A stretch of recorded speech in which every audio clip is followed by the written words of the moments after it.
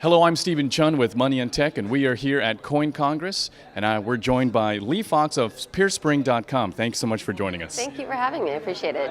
Our pleasure. Now, what exactly is PeerSpring? So PeerSpring is a funding resource for young social entrepreneurs, and why we're here at Coin Congress is we're going to be integrating Bitcoin opportunities as well as altcoins through the GoCoin payment platform. So we could fund anyone that's innovating for social change. Now, how did it all come about? Well, I think that I'm very interested in what drives popular culture and trends, and the millennials in particular have been very focused on causes. They've grown up with cause marketing, and so where PeerSpring is born is out of a need to give young people an opportunity to innovate and showcase what their capacity is, not just for entrepreneurship, but also social entrepreneurship. In regards to kind of that next generation concept, why specifically the demographics of youth, or why not another avenue or other type of audience? Why specifically youth? Well, if you look at our world, we're at 52% of our global population is under the age of 32. And that is such a significant factor because what you're really looking at is millennials and Generation Z, which is their baby brother and sisters, right? And those two are not only the largest groups, but they have also been wrought with unemployment, joblessness, an unavailability of access to money. And an add-on to that, why PeerSpring also exists and why Bitcoin is an incredible play for them, is that particular generation has a little bit of a mistrust with banks. They're not really participating in stocks and exchanges the way older generations did, and philanthropically, they're not just ready to hand over their money. They want to actually see how their money can further something with impact. So I guess before we dive into the more kind of global answers of your company, but what has been some kind of success stories or some fun testimonials with PeerSpring? Well, so PeerSpring is actually in an alpha launch right now. We haven't even made a big press announcement about it. So we're going through schools and pilot programs right now. But I would say the successes are mostly in what the innovation has done around what the youth have produced online.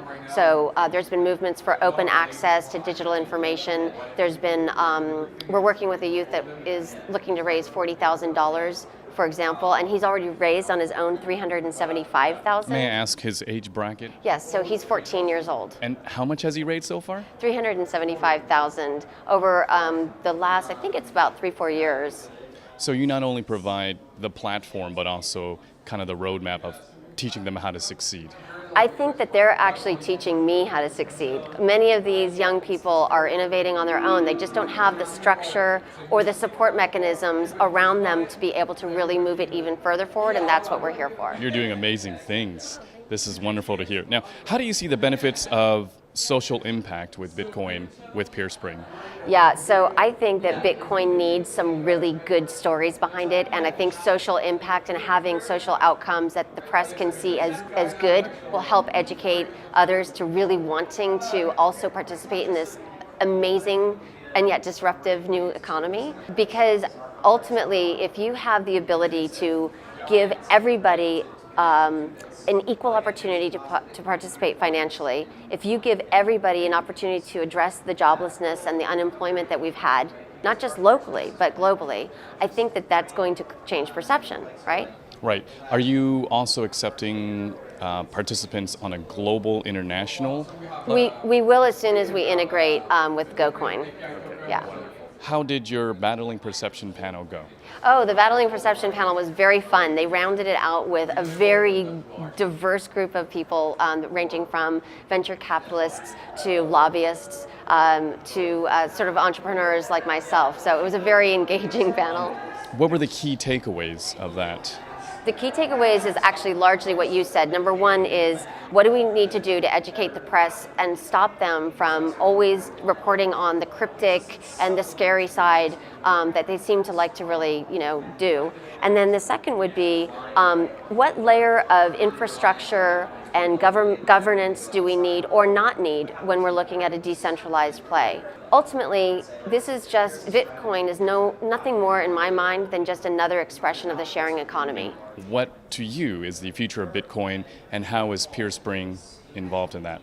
So I think the future of Bitcoin is basically giving everybody equal access to play. I think we're going to have the unbanked now have a fresh opportunity to participate, and I think that the future ultimately is going to be very, very largely driven in the social good economy. So I've heard of the term impact investing. Tell us a little more about that.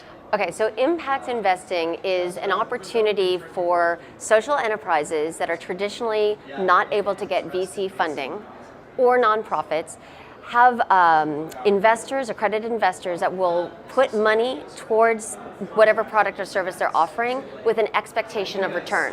So it's very disruptive to the philanthropic sector, but it's also really fascinating because you're starting to see organizations like Y Combinator adopt these social enterprises and make an investment, and then that palette for millennials to have that opportunity to have impact with their dollars, it widens the girth. The other quick thing is we're in the largest generation-to-generation wealth transfer in the history of the United States, but we're also seeing a very big, huge shift in terms of lots of wealth, and then people are getting a little bit more poor. So that gap, you probably want to hear how the Bitcoin piece can plug into impact investing. I see the gap of the lower group that philanthropically doesn't have access to the big family foundations. They would still have an opportunity to participate and measure whatever they give with that framework of impact. Does this disruptive shift affect the Bitcoin space, or maybe it doesn't?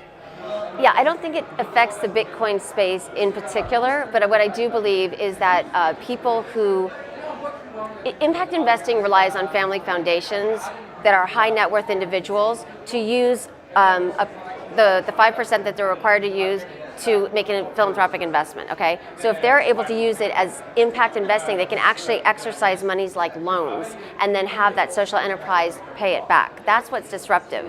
Bitcoin itself just gives access to anyone, whether within or without of a family foundation, the opportunity to also participate in that investment series. Now, if you're not in that space, can you still be involved in impact investing if you're not in a family foundation?